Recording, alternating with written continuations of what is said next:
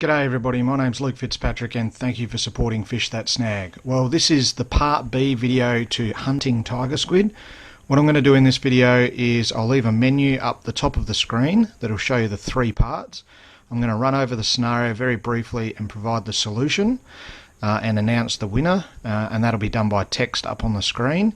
Then I'm going to go through some live footage of stalking squid and discuss some key points and considerations when out hunting tiger squid. This is the scenario that was presented to everybody with all the relative information up on the screen.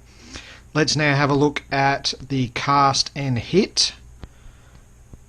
As you can see, casting way off into the distance, and the hit happens pretty much instantaneously. Alright, so we've got the grid up on the screen now. That cast went way up into grid A3, and the strike, and it pretty much landed in the roughly bottom right hand corner, sort of quarter of A3, and the strike was pretty much right away, pretty much straight away. The squid was straight onto it. Okay, so I've come right into the shallows chasing squid, and because of my penetrator sunglasses I can see all the rocks, everything, and just up ahead, right where the top of my rod is a whole pile of tiger squid.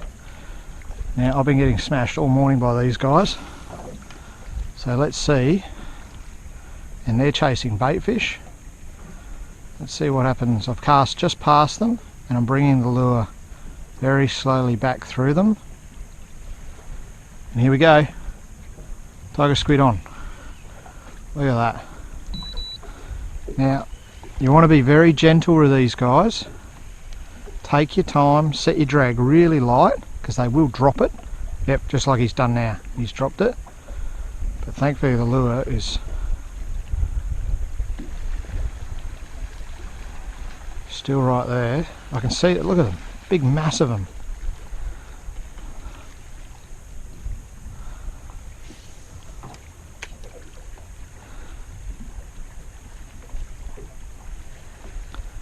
That lure's coming right through the middle of them. Yep, here we go. Oh, he's dropped it. He spat it. What I might do, because this thing's, it's been smashed all morning, I'm going to put a bit of S factor on them, on this. Mix it right in. It might not attract them, but they hunt by sight, but when they attach themselves to it, it might make them hang on a bit harder and fight a bit harder for it because it tastes in front of me. Right, this is going to come straight through the guts of them. Okay, he's turned on it. Yep, there we go, he's on.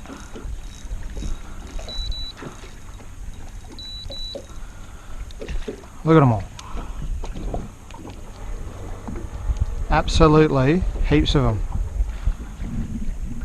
Now, I've been trying all morning to get two in one net, on one jig. I reckon my chances are. They're all following him in, thinking he's got a feed.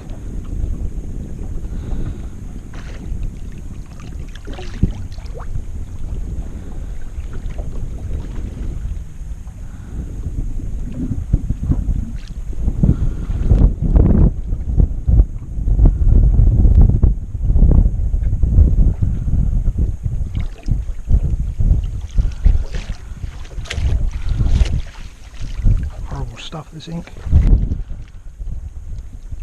Basically the key thing when looking to fish for squid is they like cover. They hunt by sight, and they like to camouflage themselves. So rocky outcrops, weed beds, those sort of things are where squid like to hide, and they use their eyesight to locate their prey, and then they ambush their prey.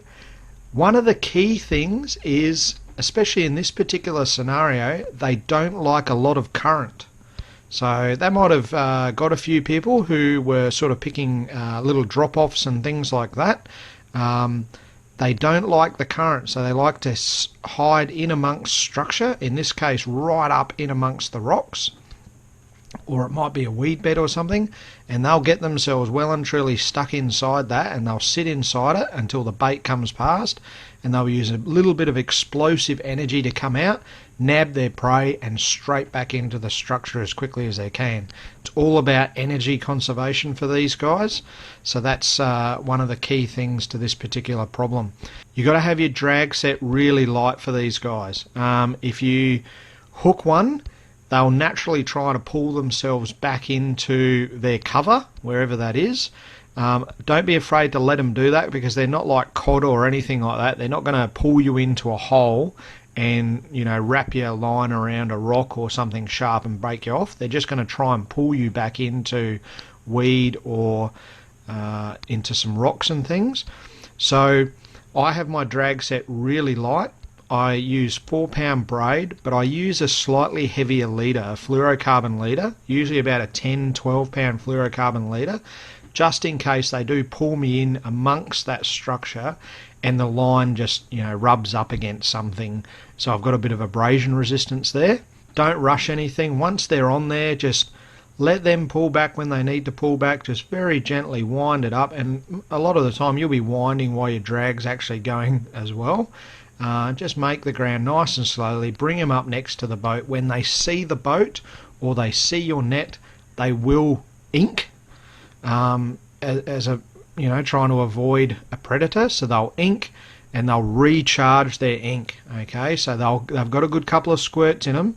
So always let them get 1 or 2 of those well and truly out of the way into the net. Hold them in the water for a little while to see if they got another one. And you can actually hear them when they're getting charged up. They'll inhale almost and then exhale. And once they've exhaled something, whether it's ink or just, you know, water, that's when to pull them up a little bit quickly, so that when they suck in again, they don't suck in any liquid or anything like that, so that they can recharge. The other thing is, I don't just throw the jig out there and just let it float around and bob around. I use a very slow retrieve of it. So it's very much saying, I'm a wounded bait fish. I use natural colour squid jigs. The bright squid jigs do work as well. I tend to use more natural sort of looking stuff if I can. I even scent them up. I'll put a little bit of S Factor or something, a bit of Procure or something on my squid jig, so that when they grab onto it, there's that taste sort of thing as well. So hopefully this was useful. Hopefully you learned something out of it. Hopefully you give it a crack, because it's prime time at the moment here in Harvey Bay. They're out there everywhere. So give it a go. Lots of fun, especially for the kids. They absolutely love catching squid. I think it's probably because of the messy factor. Alright, if you'd want me to do it again, please leave a comment, hit the like button, subscribe, all that sort of stuff. Please share this far and wide, because the more and more this grows, the more momentum we gain, the more exposure. It's beyond all my expectations, so it's really fantastic, and I truly appreciate all the support.